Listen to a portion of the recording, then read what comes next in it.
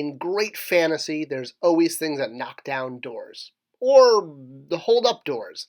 Either way, knocking down doors and holding up doors is a big part of fantasy, and probably the most important one ever is the Ewok battle ram from Battle Event. Okay, I'm just kidding. I can't possibly hold that joke up.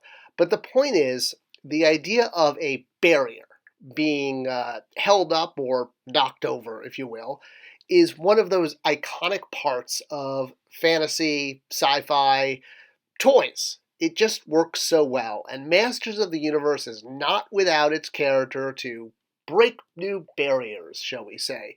And of course, I'm talking no other than Crass the Ram Man. Alright, so what is it about Ram Man? How in the world did he get to be such a special character, and why did it take so long to get to him in Masters of the Universe Classic? Well, if you've tuned into the director's commentary here on Spector Creative, you're probably expecting those answers, and guess what? You're going to get them. So let's talk about Ram Man. So, Ram Man has been through a lot in the history of Masters of the Universe.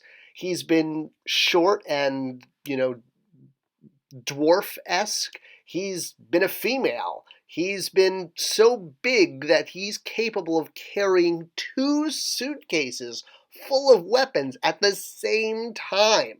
So yeah, he's spanned all sorts of sizes in the animation, in the toys, but what thing that holds him in unique place is that he is one of those core Masters of the Universe heroes that tends to be recognized by more than just the super fans. He's kind of a casual character that people are like, yeah, I remember Ram Man.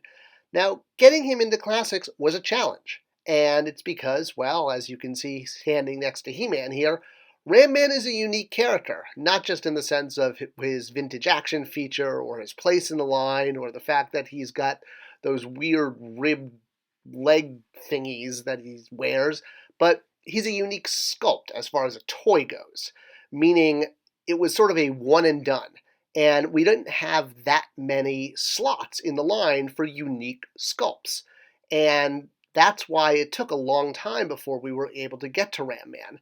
Now, there are a few decos you can do, especially if you get, well, shall we say, creative. There's obviously the traditional toy deco where he's wearing his Christmas colors, but in the vintage line on the cross-sell on many of the mini-comics and on the back of packaging, Ram Man was depicted in more of a carrot-type color scheme, shall we say. And while this never made it to toy shelves in the vintage line, it at least was a legitimate redeco if we wanted to put Ram Man out in 2 decos. And believe me, when you're investing that much in a tool, looking at any possible redeco you can do is a plus on the P&L because it's expensive to do a figure that's 100% tool, larger than most figures, and kind of a one and done. Super 7, of course, was able to do this not only in their reaction line, where they repainted it in his carrot camouflage outfit, but when they released their Ultimates line, sort of the quintessential version of key characters to relaunch their turn at classics, they did release Orange Ram Man or Orange Shirt Ram Man, which was really cool. It's actually one of the few figures in classics I don't own. I keep meaning to buy him. It's really expensive. Obviously, there are some creative decos that could be done, but Classics wasn't really about that. We didn't want to stretch things too far and have, too many disco Skeletors. So it really was about capturing the quintessential colors and look of Ram Man. And as I said, in the Filmation show, he was kind of short. In the 2000X show, he was kind of big. So where do you go with him? We went with the 2000X look. We felt that that had really redefined who the character was. Plus, Ram Man smashes through things, so you kind of want him to be a big hulking character. And 2000X had introduced a maskless version of him, if you will, or without his helmet. So that was a chance to really do him right, plus him up, give him an alternate helmetless head, and basically, if we're going to invest in doing Ram Man, you want to do him right. And you want to make him the best possible figure he can be, because he's really important to a lot of fans. And 2000X kind of really defined who he was, especially from a stature point of view. He was no longer, that short guy from Filmation.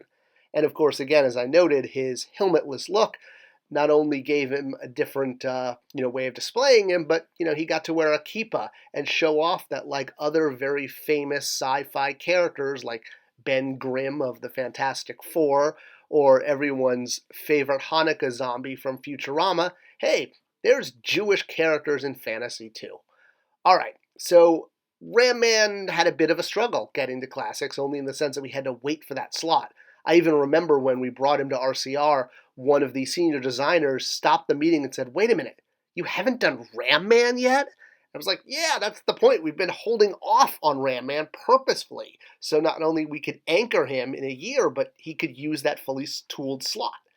Now, Ram Man wasn't part of the original 82 launch, when you got characters like Stratos and Beastman, He-Man, and Skeletor. He came in what would be thought of as the second wave. And this wave had a lot of growing pains, but it also had a lot more development against it. No longer did figures have to be restrained to the shared part of beastie, human, and reptile bucks.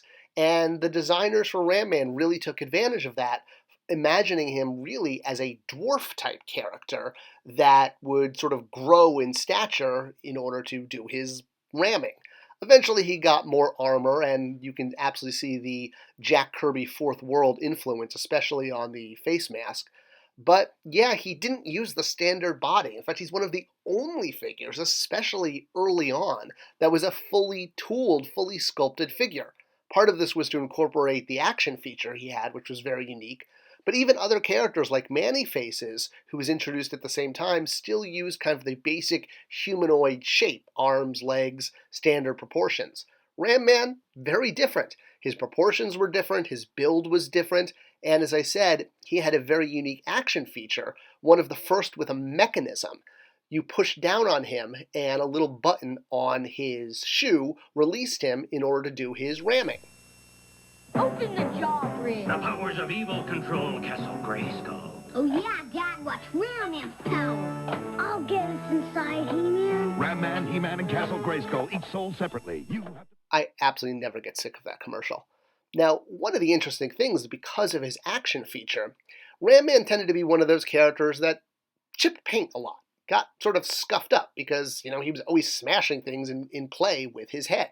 And we actually thought about that too, as maybe that might be a cool deco variant as well, as scuffed up Ram Man, as an homage to so many of us not really having a mint Ram Man, in the sense that just from playing with him, he got scuffed up so much. But in the end, we went with his traditional look for his first release, and like I said, he wasn't tooled, or he wasn't a giant, he wasn't a regular figure. He kind of fit his own thing. Luckily, he was able to fit the Prince Adam box that had been designed for Comic-Con a few years ago with Orko. But yeah, he not only was 100% tool, but he was a unique silhouette, if you will. That's one of the terms used in the toy industry. It turned out fortune does favor the bold, and we were able to use some of his parts years later for Tuscador. It was kind of part of the plan to do this, but we weren't really sure if we were going to get to that. We didn't even think we were going to get to Tuscador. That was like, wow, I can't believe we got to that. But I should add that when we were creating new characters for the mini comics, one of the ones that Axel and I created, Hans Hammerholder here, was deliberately created using Ram Man parts. You can see with the legs and the belt and the arms. So that was all done very deliberately, with the idea that maybe if we could get to a Hans Hammerholder figure, it would at least be justified in the sense that we'd have many of the parts already done for Ram Man. So that was one of the kind of ways we designed ahead, designed smartly, if you will, as we introduced new characters, thinking, oh, what parts can we use from existing figures already? And as noted, because of his unique stature, if you will, that he was, smaller than a giant but bigger than a He-Man, he needed his own packaging. Luckily, he did fit with a packaging structure we had already developed, which was used for some of the San Diego Comic-Con figures, like, again, Prince Adam and Orko. So that solved that issue, since we had a very limited budget, and creating new structures really ate into this budget. So we had to be very aware of what we had in our sort of structure, bank, if you will. One of the neater things, though, was part of his bio really lived on. His real name, Crass, which I will get to videos about the real names, but it lived beyond Classics. It was a name that was introduced in Classics, But it went on to become Ram Man's real name in the CGI show, where Ram Man became a female character named Ram Mam, I guess. So that was a really cool surprise, especially for me personally, when He-Man or Adam started calling Ram Man Crass. I was like, hey, that's cool. I made that up for classics, and now it's like actually part of the brand forever. They even used it for the female version. Crass, cool. All right, it's a playoff of Crash. That's where Crass comes from. So anyway, last thing about Ram Man is to notice he has one of the coolest Easter eggs of all time. If you look under his boot, the horseman sculpted his skull belt symbol on his the bottom of his shoe. So, if he kicks you in the face, he'll leave his symbol behind. Pretty cool, Four Horsemen. Pretty cool.